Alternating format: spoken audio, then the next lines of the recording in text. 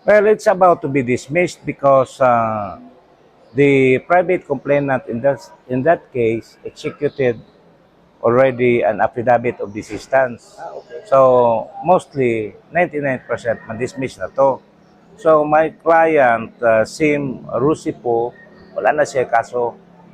But there is a complication because of that search warrant issued by the local court with regard to that case.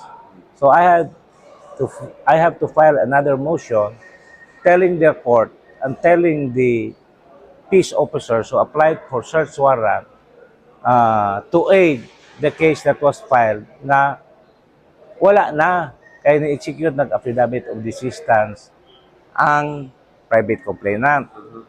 So wala na siya criminal case.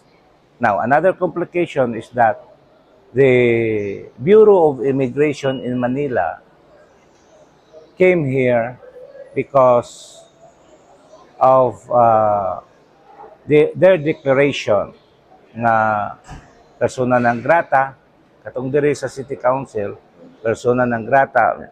That's why my client is also going home and ko you just apply for a voluntary deportation.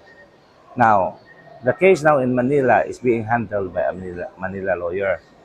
But they are coordinating with me for the purpose of getting a clearance that he has no more pending case here in Dumaguete and Negros Oriental. So, now, dili pa siya ma-deport kay na pa man siya sayon nga. Oh, yes. In order to avail of voluntary deportation, you must show to the Bureau of Immigration in Manila that you are already cleared.